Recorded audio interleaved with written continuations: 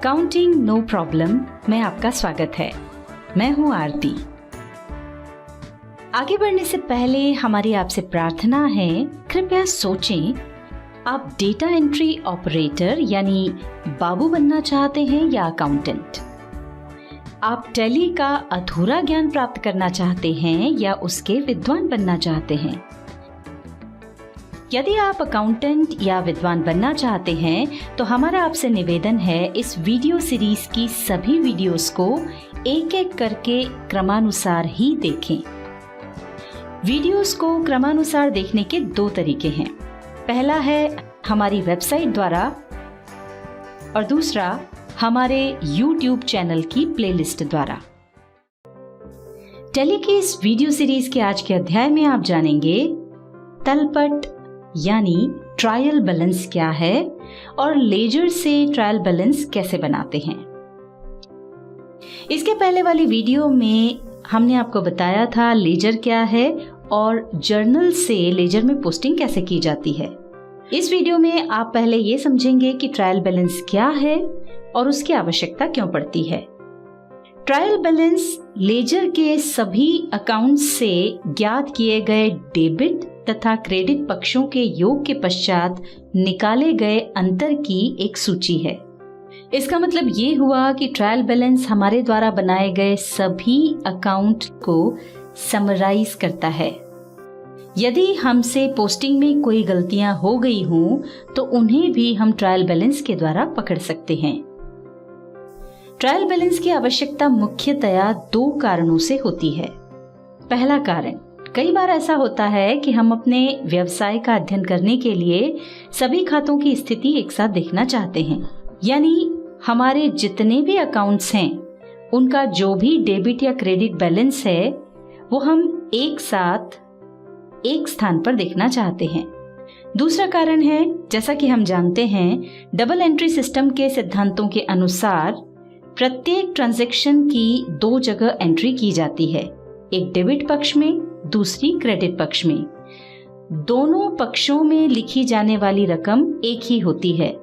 अब यदि हम ये जानना चाहते हैं कि हमने डबल एंट्री सिस्टम की सहायता से जो जर्नल तैयार किया है उसमें या लेजर में जो पोस्टिंग की है उसमें कोई गलती तो नहीं हुई है, तो इसके लिए किसी एक स्थान पर सभी खातों के जो भी बैलेंस हैं, जैसे यदि खाते का डेबिट बैलेंस है तो उसे डेबिट साइड में और यदि खाते का क्रेडिट बैलेंस है तो उसको क्रेडिट साइड में लिख लेंगे।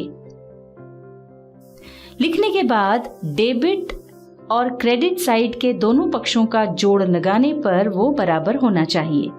अगर दोनों पक्षों का जोड़ नहीं मिलता है तो दो बातें हो सकती हैं। पहली, या तो हमने जर्नल में दोनों पक्ष में एक समान अमाउंट नहीं डाले हैं या जर्नल से लेजर में पोस्टिंग करते वक्त कहीं गलती हो गई है, जिसे हम ढूंढकर यानी रीचेक करके दूर कर सकते हैं।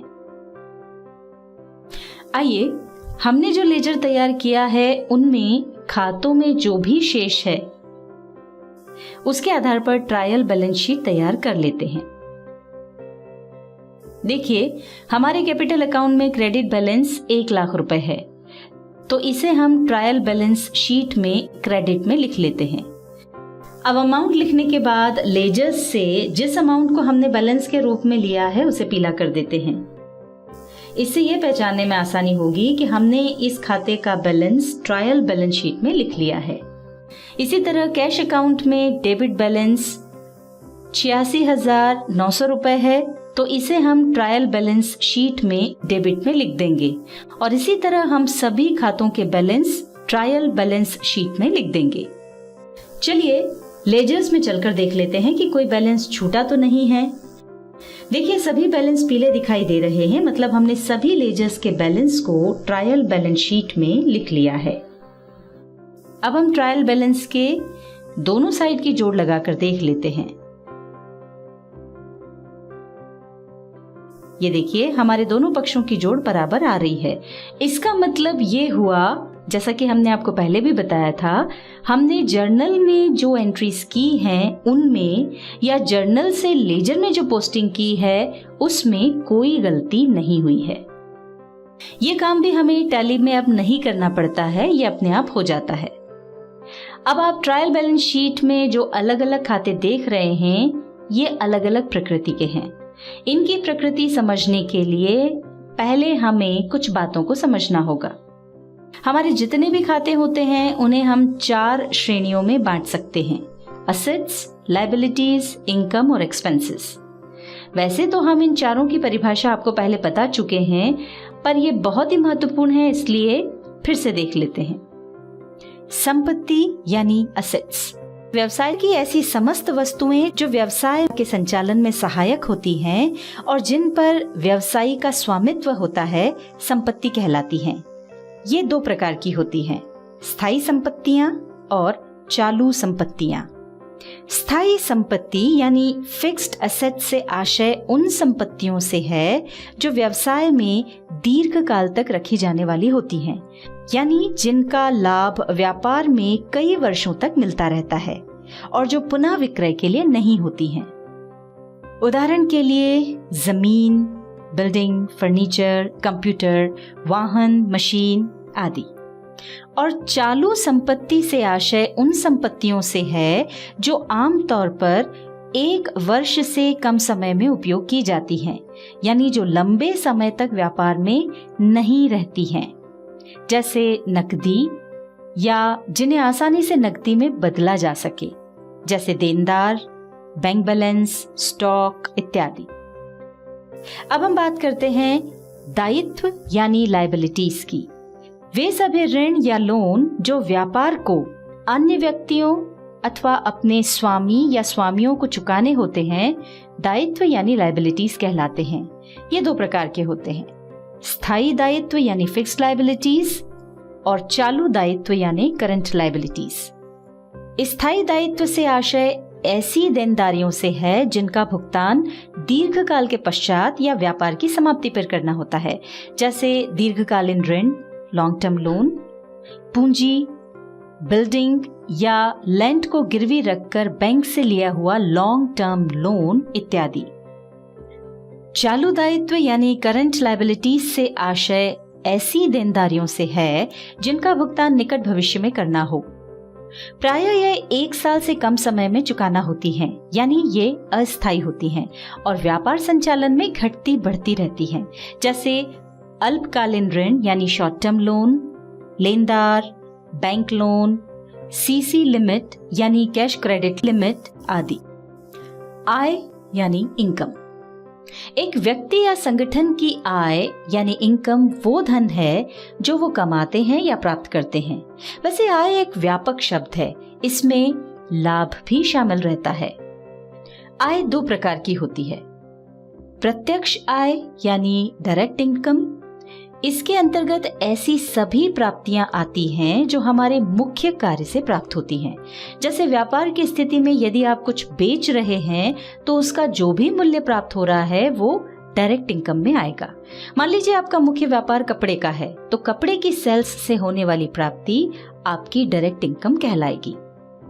दूसरी तरह की आय होती है अप्रत्यक्ष आय यानी इनडायरेक्ट इनकम। मुख्य व्यवसाय के अलावा जो भी इनकम होती है वो अप्रत्यक्ष आय यानी इनडायरेक्ट इनकम कहलाती है। उदाहरण के तौर पर यदि आपका कपड़े का व्यापार है तो उससे प्राप्त होने वाले आय के अतिरिक्त जो भी आय होती है, जैसे आपने कुछ गोदाम किराए पर दिए हुए हैं तो उनका किराया, या फिर आपने कुछ रुपया बाजार में उधार दिया हुआ है तो उससे प्राप्त होने वाला ब्याज आपकी इनडायरेक्ट इनकम कहलाएंगे। अगली टर्म जो हम आपको समझाने जा रहे हैं वो है व्यय यानी एक्सपेंसेस।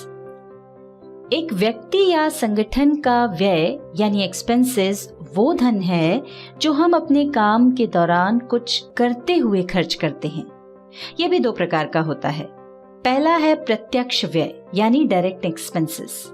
इसके अंतर्गत हमारे मुख्य कार्य से संबंधित जो भी सीधे खर्च होते हैं वे आते हैं। जैसे व्यापार की स्थिति में यदि आप बेचने के लिए कुछ खरीदते हैं या खरीदे हुए माल पर सीधे कोई खर्च करते हैं तो उस पर जो भी धन खर्च होता है वो प्रत्यक्ष व्यय यानी डायरेक्ट एक्सपेंसेस कहलाता है।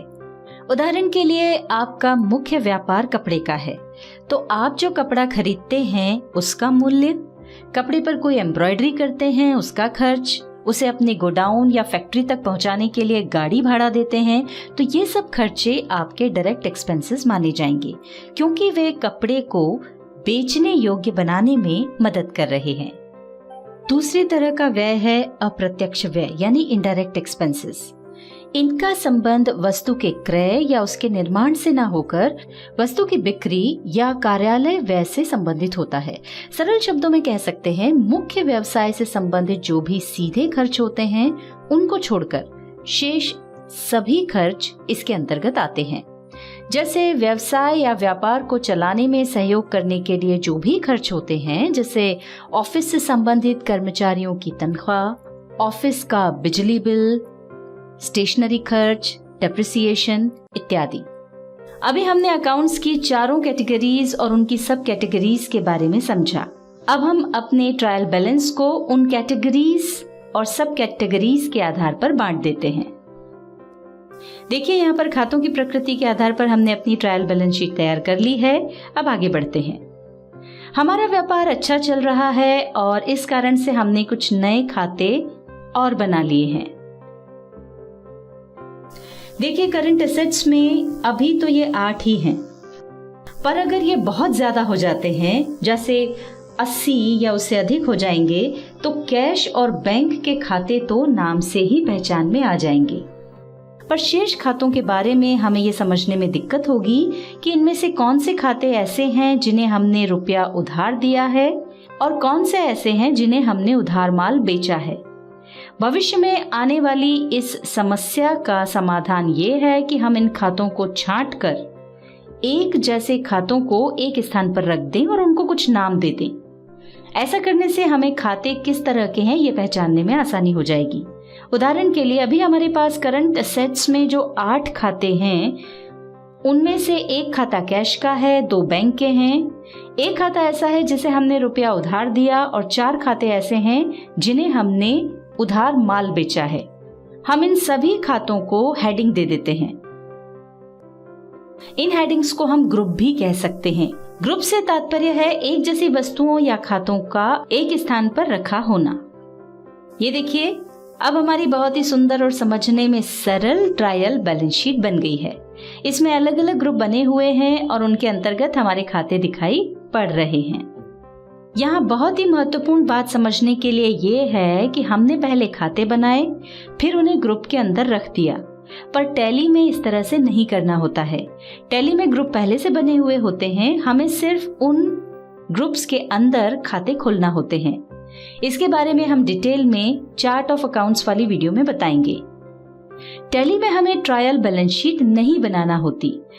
हम जो ट्रांजैक्शन रिकॉर्ड करते हैं उसी के आधार पर टैली हमें ट्रायल बैलेंस शीट बनाकर दे देता है। इसके बाद वाली वीडियो में हम जानेंगे कि trading and profit and loss account क्या होता है और ट्रायल बैलेंस शीट के आधार पर उसे कैसे बनाया जाता है।